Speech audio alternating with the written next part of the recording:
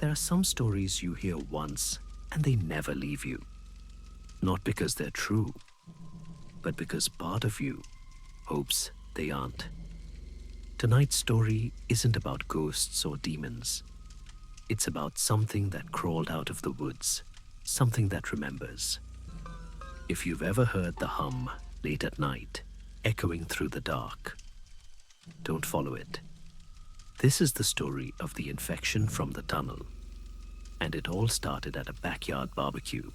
The party was 2 weeks ago, and I still can't get the image out of my head. It wasn't supposed to be a big deal, just one of those small neighborhood things where everyone brings their kids and a cooler of beer. I remember sneaking a few cans when the adults weren't paying attention and sharing them with Lucy Sitkins. We sat away from the crowd, tucked beneath a low branch where no one could see us. She laughed every time she took a sip, said it made her feel grown up. Her hair brushed my shoulder when she leaned in to whisper something I didn't quite catch. I thought maybe if I was lucky, I'd remember that night for a different reason. But then, her dad, Larry, ruined everything. I didn't see it happen. I only heard the screams first. A woman shrieked, something clattered, and then the crowd started moving fast. When Lucy and I ran back toward the fire pit, everyone was frozen. Larry was standing there, staring blankly at the sky, a beer can in his hand. Then God, it happened so fast. He tilted his head back, shoved the entire can into his mouth, and kept pushing. You could hear the crunch of metal bending against his teeth. Someone yelled his name, but he didn't stop. He forced it down his throat until it disappeared, and then he dropped. I don't remember who called the ambulance. I just remember Lucy's hands shaking so badly she spilled beer all over her knees. My dad showed up a minute later and told me to take my sister home. He didn't look at me when he said it. He just looked afraid. That night, he didn't talk to Mom. Didn't say a word about what he saw. I kept thinking about Larry's face, that empty stare, that complete silence, right before he did it. There wasn't panic in his eyes, just nothing. Like he wasn't really there anymore. The next day, people were already talking. Some said he choked, some said he was drunk. Others whispered things I couldn't repeat. I told myself it was just an accident. But deep down, I knew what I saw wasn't something human. It was like something inside him had taken over. And whatever that thing was, it wanted out. After Larry Sitkin's death, the air in town changed. It wasn't something you could see, just a feeling thick and heavy, like a storm that refused to break. Conversations happened in whispers. Laughter died faster, and every time someone looked away too long, you caught yourself wondering if they'd come back the same. The Monday after the party, school felt wrong. Everyone was pretending things were normal, but no one was fooling anyone. Teachers stuttered through lessons, students stared past the chalkboard, and in every hallway, someone was murmuring about him, about Larry. The stories spread faster than the truth ever could. Some said he was drunk, others swore he'd gone crazy. But the most common one, the one people told when they thought no adult could hear, was that Larry had looked up at the sky before swallowing that beer can and whispered, "It's in me." I didn't want to believe it, but I couldn't forget the way his eyes looked empty, unfocused. Not drunk, not crazed, just gone. That morning, I saw my dad standing in the kitchen, coffee going cold in his hands. His eyes were red, not from tears, but exhaustion, the kind that sits behind your skin. "Don't talk about it at school," he said quietly. That was the only thing he said about Larry Sitkins ever. By Wednesday, Another name was whispered through the halls, Mr. Strobe. He was the PE teacher. Everyone knew him. Always grinning, always wearing those ridiculous red shorts. The kind of man who could make running laps sound fun. Until he walked into the gym that day, climbed up onto the bleachers, and pressed the button to collapse them with his neck caught between the metal slats. They said his face didn't change. Not when the metal crushed bone, not when the kids screamed. Just that same empty stare. That's when the rumors turned into something else. A barista at the coffee shop scalded herself and didn't even flinch. A nurse at the clinic jammed a syringe into her own chest. A hunter shot himself in the stomach instead of the head. No one was screaming for help anymore. They were all too calm for that. By Friday, the school shut down. Safety precautions, they said on the news, but everyone knew better. Parents started locking doors before dark. The grocery store shelves were half empty. And me, I kept replaying the look on Larry Sitkin's face.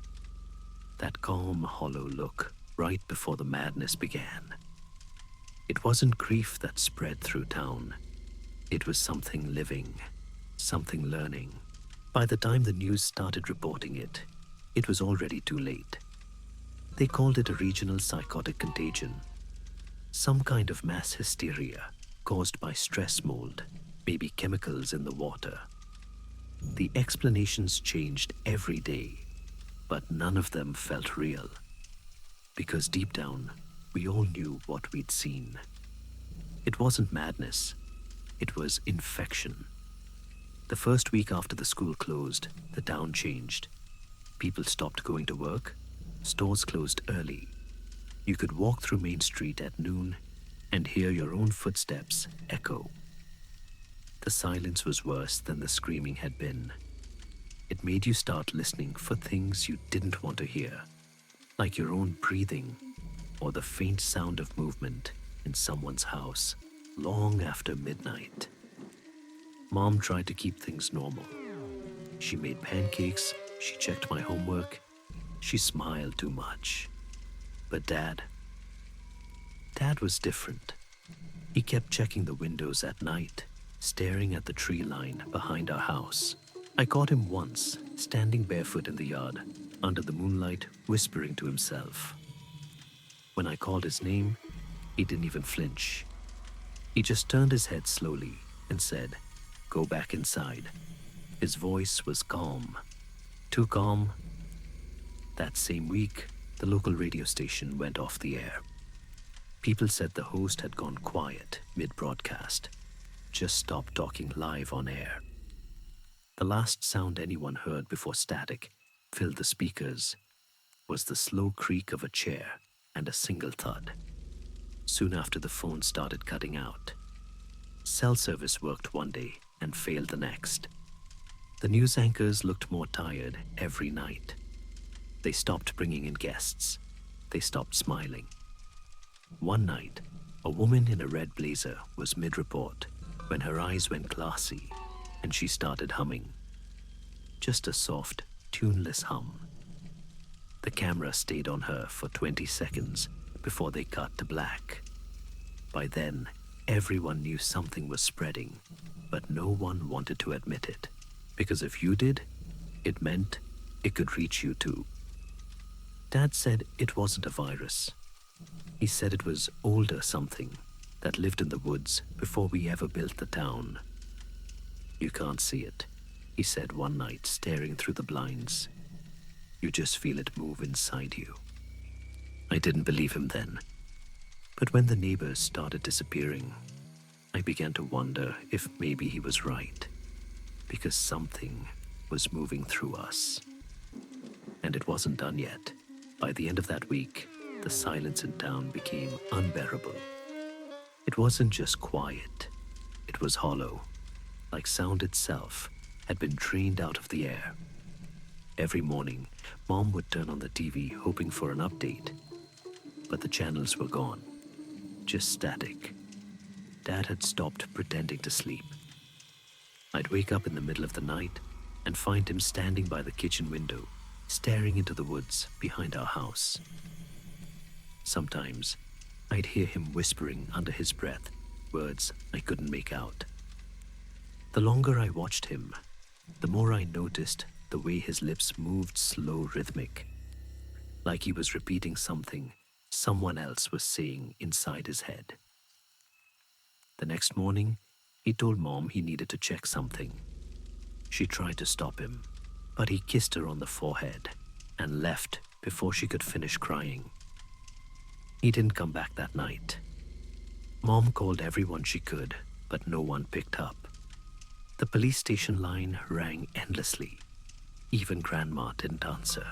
The only sound outside was the wind through the trees, and somewhere beneath it, the faint groan of a distant train echoing through the valley.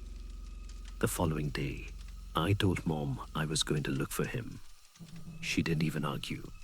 She just nodded and said, "Don't go near the tunnel." I didn't understand why she said that, but I went anyway. The woods were thicker than I remembered. The air smelled different, sweet and rotten, like wet leaves, and something else I couldn't name. The deeper I went, the more I noticed the quiet wasn't really quiet at all. There were noises if you listened close enough. Breathing. A low hum, faint but constant pulsing through the trees. I passed the creek where Dad used to take me fishing and followed the narrow trail behind it. That's when I saw the tracks. Not footprints, just drag marks, like something heavy had been pulled through the dirt. They led toward the railroad line that cut through the forest. The tunnel was there, carved into the side of the hill, its mouth covered in ivy and shadow. The air coming from it was cold, almost freezing, and it carried a smell rust mold and something like blood that had dried too long ago. For a moment, I thought about turning back, but the thought of Dad's empty spot at the kitchen table pushed me forward. The closer I got, the more the humming grew clearer, like a vibration inside my chest. I called out once. Dad and my voice came back to me, twisted by the echo, sounding like someone else. I stepped closer, and then I saw something inside the tunnel move. It wasn't fast. It wasn't even clear. Just a shape shifting in the dark, dragging itself towards the faint light spilling from the entrance. I wanted to believe it was him. I really did. But even before it crawled into view, I knew it wasn't my father. The closer I stepped toward the tunnel, the colder the air became. My breath came out in clouds, even though it was midsummer. The smell hit next wet rust, and something foul beneath it, like meat that had been left to rot in the sun. I told myself it was just old train tracks, corroded iron and mold, but it felt alive. I hesitated at the entrance, listening. The humming was louder now, echoing off the stone in low, rhythmic waves. It sounded almost like breathing, deep, drawn-out inhales, followed by slow, deliberate exhales. My flashlight trembled in my hand as I shone it inside. The beam barely pierced the dark. The tunnel swallowed the light whole. But a few feet ahead, I saw something that didn't belong. A shoe. I stepped closer, then another. My stomach tightened as I realized there were two of them, one still on a foot. The man was lying face down across the tracks, half inside a shallow puddle. His jeans were torn, his skin gray-blue and paper-thin. I thought he was dead until I saw his hand twitch. "Hey," I called out. My voice cracked against the walls. "Are you okay?" He didn't respond. I took one more step, just enough for my light to fall fully across his body. That's when I saw the rest of him, or what was left. His legs ended at the thigh, jagged and torn. Dried blood had turned black, staining the gravel beneath him. His torso rose and fell in shallow, ragged jerks. The sound that came from him wasn't breathing. It was a wet hiss, like air escaping through mud. "Sir," my voice was shaking now. "I'll get help. Just hang on." Then his head moved. Slowly, painfully, he turned his face toward me. The sound of bone grinding echoed through the tunnel. His eyes were open wide and milky, staring through me, not at me. And his mouth began to open wider than it should have. The hiss turned into something like a laugh, breathless and bubbling through blood. That was when he started to move. He didn't crawl like a person. He dragged himself, elbows jerking in short bursts, hands clawing at the gravel, pulling his broken body toward me inch by inch. The sound of flesh scraping stone filled my ears. I stumbled backward, slipped on the tracks, and nearly dropped the flashlight. The beam swung wildly, slicing through the dark. For a split second, I saw the inside of his mouth, black torn and full of something shifting just behind his tongue. I ran. I don't even remember turning. I just remember the light bouncing off the tunnel walls, the pounding of my own heart, and the sickening certainty that I could still hear him behind me, dragging himself through the dark one arm at a time. When I finally burst out into daylight, I collapsed on the tracks, gasping for air, shaking so hard my teeth clattered. I looked back. The tunnel was empty again. No sound, no movement, nothing but cold air spilling from the dark. I told myself I imagined it, that it was just shock or exhaustion, or maybe guilt over Dad. But deep down, I knew better. Whatever that man had become, whatever made him move, wasn't human anymore. And I wasn't sure if it had stayed inside the tunnel. When I got back home, it was already dark. The woods behind our house loomed like a wall of black teeth, and the sound of the cicadas had stopped completely. That silence, it followed me out of the tunnel. It clung to me like damp air. Mom was pacing in the kitchen when I came in. She turned the moment she saw me, her face pale, her hands trembling. "Where were you?" she asked, her voice thin, desperate. "I went looking for Dad," I said.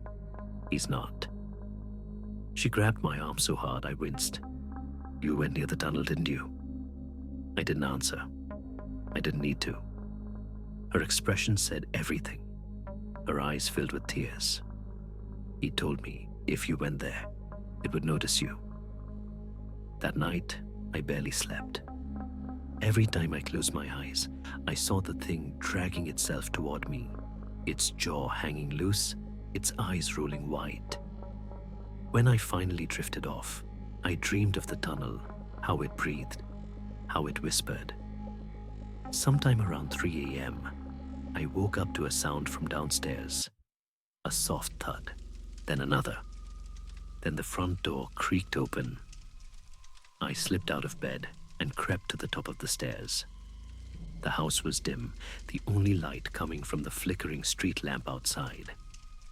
Mom's silhouette was standing by the open door, looking out into the yard. "Mom," I whispered. She didn't turn around. Her shoulders twitched once, like she was shivering. Then I heard it, the humming, low, steady, coming from her. My heart sank. Mom. Her head tilted slightly, not toward me, but towards something behind her. I saw it then, just beyond the doorframe, half hidden in the shadows. Something moving between the trees. A shape wrong and twisted, tall but stooped. It swayed as it stepped closer, its movements jerky, uncertain. Mom's lips moved. "It's in us," she said softly. "It's in all of us. Now." I ran. Out the back door, through the yard, into the woods. Branches whipped against my face, roots clawed at my shoes, but I didn't stop. I didn't even look back. I could hear her voice, behind me, fading into the dark. "Don't fight it. It knows where you are." The woods were endless that night. The air felt thick, every breath heavier than the last. And then, somewhere far off, I heard something else. A cry. A man's voice. Son. I froze.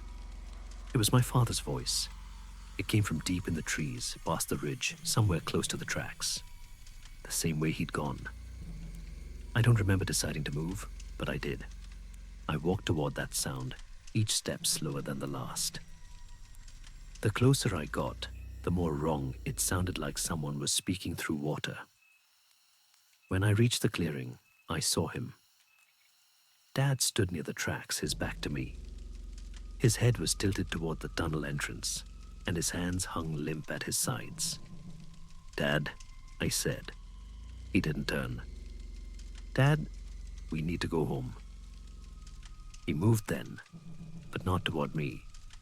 His body shuddered, and his arms lifted slowly, puppet-like, until his fingers pointed straight ahead toward the tunnel. "Do you hear it?" he said. His voice cracked hollow. "It's still hungry." Then, without looking back, he started walking towards the darkness. And I followed. Dad's silhouette disappeared into the tunnel before I could stop him. For a few seconds, I just stood there, paralyzed, listening to the crunch of gravel under his boots, echo into the dark until it faded away. Then silence. Not quiet, not empty, just waiting. I called his name. My voice came back mangled, bouncing off the stone walls, in strange shapes that didn't sound like my own. "Dad." The echo whispered it back. "Da." Odd, a little slower, like it was learning how to say it. I took one step forward, then another. The air inside was thick, damp, heavy, with the scent of rust and mold. I could hear water dripping somewhere deep inside. The beam from my flashlight flickered as I raised it. For a moment, I thought I saw movement ahead. Something pale, shifting against the darkness. But then the light steadied, and it was gone. Then I found him. He was standing in the middle of the tracks, motionless, his back to me. "Dad, please," I said. "We have to go." He didn't respond, not at first. Then his head began to turn, not his body, just his head, and it turned too far. Bones creaking until his face was almost backward. His eyes locked onto mine, glassy and wide. "It's awake," he whispered. "It's been here longer than us." I wanted to run, but my feet wouldn't move. He turned back toward the tunnel's end, slowly raising his hand. His fingers trembled, pointing into the dark. "Do you hear it?" he asked. "It's hungry." Something stirred. The air shifted heavy and alive, and a sound rose from deeper inside. A low, wet groan, like something dragging itself across the stone floor.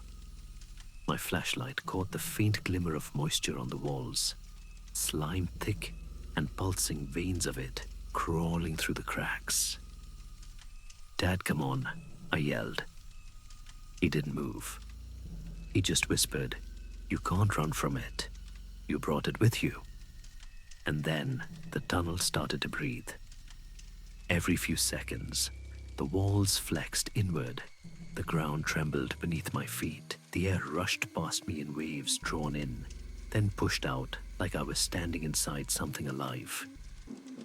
A shape began to form in the dark. It started low to the ground, like a man crawling, but it wasn't a man.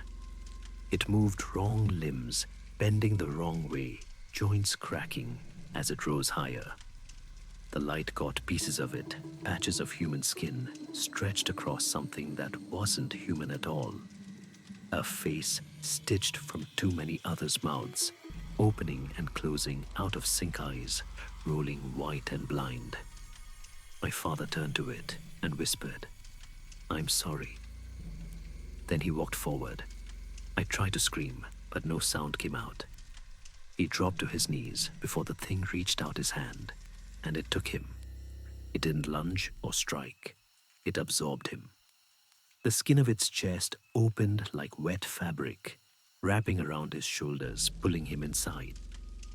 The sound that came next was worse than anything I'd ever heard. bone-breaking muscle, tearing, and something else underneath. Something like whispering.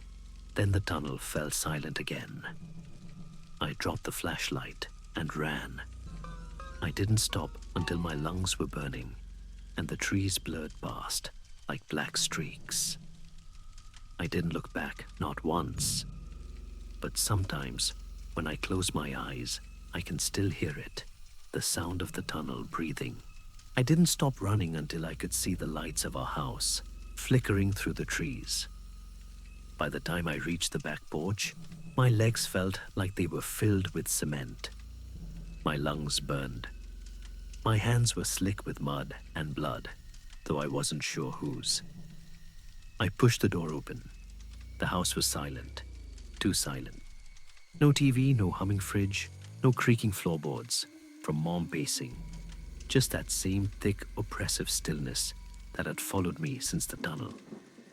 "Mom," I called out. No answer. The living room was dark, except for the dim glow from the hallway light. The walls seemed smaller somehow, like they were leaning in. My own breathing echoed back at me, louder than it should have. When I stepped into the kitchen, I saw the blood, first dark streaks, leading across the linoleum floor, like something had been dragged. My throat closed. "Mom." I followed the trail. It stopped near the sink. The window above it was open curtains, fluttering in the cool night air. And then I heard it faint, almost like a whisper. "It's in us." The voice wasn't coming from outside. It came from the hallway. I turned slowly. Mom was standing at the end of it, half in shadow. Her eyes were wide, her skin grayish veins, dark under the surface. She swayed a little, like she was trying to keep her balance. "Mom," I whispered. She smiled, but it wasn't right. Her lips barely moved, and the smile didn't reach her eyes. "You shouldn't have gone there," she said softly. "You brought it home." I stepped backward. What are you talking about?" Her head twitched to one side, like something was pulling the muscles in her neck from the inside. "It's hungry," she said, "and it knows where you live." The lights flickered, humming faintly. The air shifted heavy again, like the tunnel breathing through the walls. Then she screamed. It wasn't her voice. It was layered hers, and something else deeper, older. Her body jerked once, twice, then collapsed. I froze, too afraid to move. Then slowly, her chest began to rise again. But not like breathing more, like something was pushing from beneath her ribs, stretching her skin outward. That was when I ran again. Out the front door, into the yard, down the gravel path, until the house was just a faint shadow behind me. When I reached the road, I turned back. The windows were glowing faintly, not with light, but with movement.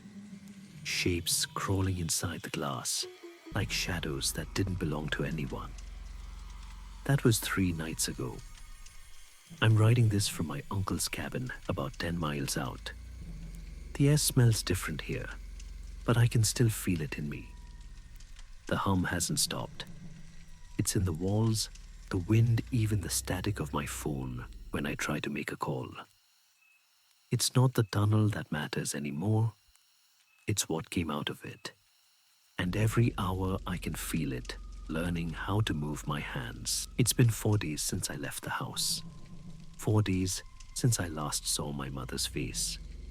Though I still see her eyes every time I blink, white glazed, reflecting the same dull emptiness I saw in my father. I keep telling myself I'm safe out here. The cabin is miles from town, buried deep in the woods, surrounded by nothing but trees and silence. But that silence doesn't feel like peace anymore. It feels like listening to someone breathe on the other side of a thin wall. The humming hasn't stopped. It's in everything. At first, I thought it was just in my head, a ringing from stress exhaustion, or maybe trauma. But then, I heard it in the power lines outside, in the creak of the floorboards, even in the static when I turned on the radio. A soft, rhythmic pulse, like the echo of a heartbeat, buried too deep to reach. Every night it grows louder.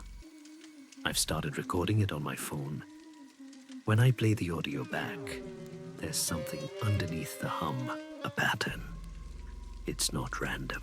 It's language. And sometimes it speaks back. Last night, I woke up to my phone's screen flickering. The voice memo I'd left recording was playing on its own, looping one phrase over and over. The words were faint, distorted by static, but I could make them out. You opened the door. I dropped the phone. When I picked it up again, the recording was gone. I've been feeling strange since then. My hands shake when I write. My reflection looks wrong. It's subtle, like a delay between when I move and when the mirror follows. And sometimes it doesn't blink when I do. There's something moving under my skin too. Not constantly, just when I'm still long enough to notice. A pulse that doesn't match my heartbeat. I cut my arm this morning, just a little, to make sure I wasn't losing my mind. The blood that came out was darker than it should be. Thick, almost black. When I pressed my fingers to it, it vibrated faintly, like it was humming. I think it's in me. I can't tell when it started. Maybe it was when I stepped into the tunnel. Maybe when the thing breathed on me. Maybe when Dad touched me before it took him. Whatever it is, it's not done. I can hear it now clearer than ever. It doesn't just hum, it whispers. Not in words I understand, but in rhythm, in feeling. It's trying to sync with me, to match my thoughts, to merge. And sometimes, I feel it succeeding. There are moments when I lose time, minutes, maybe hours, only to find I've written things I don't remember writing. Strange symbols, repeating phrases like, it remembers, it learns, we are one. I tried to burn them, but the smoke that came out of the paper wasn't grey. It was the same deep red as the rust in the tunnel. If anyone finds this, if anyone reads my words, don't look for me. Don't come near the woods. Don't listen for the hum. Because once you hear it, it never stops. And once it knows your voice, it starts calling you back. I don't know how long I've been here. The sun hasn't risen in days. Or maybe it has, and I just can't see it anymore. Time doesn't move the same way it stretches, bends, folds back on itself. I'm writing this because I can still think. For now. The voice hasn't fully taken over yet, but it's getting closer. It doesn't whisper anymore, it speaks with me. Sometimes I hear my own words, echoing back a second too late, overlapping, like a chorus out of sync. I tried to leave the cabin yesterday. I opened the door, stepped onto the porch, and saw the woods breathing. The trees weren't swaying from the wind. They were inhaling their trunks, expanding and contracting with the same rhythm I've been hearing in my chest. The ground pulsed beneath my feet. The air outside vibrated with the hum, louder than it's ever been. I could feel it deep in my bones. Every time I took a step, something in the soil beneath me responded like the earth itself was aware I was walking on it. So I came back inside and locked the door. It's in the walls now. I can hear it crawling through the wood, whispering through the pipes. Sometimes it knocks softly, like it's asking permission to come in. And when I don't answer, it knocks harder. My reflection doesn't look like me anymore. It watches me, smiles when I don't move a fraction slower, like it's rehearsing for the day it doesn't need me at all. I tried to cover the mirrors, but I can still feel its eyes on me. I think this place was never meant for people. The thing in the tunnel, it's not a creature, it's a memory. A disease that remembers. It learned how to speak through us, how to move through blood and sound. It doesn't kill to feed, it kills to grow. And I helped it. I recorded it. I spread its voice. The hum is in this recording. It's probably in these words too. Maybe that's how it spreads through memory, through sound, through the part of your mind that repeats what it can't forget. I can feel it inside me now, just beneath the surface. It doesn't hurt anymore. It feels like peace, like drowning slowly in something that's been waiting for me all along.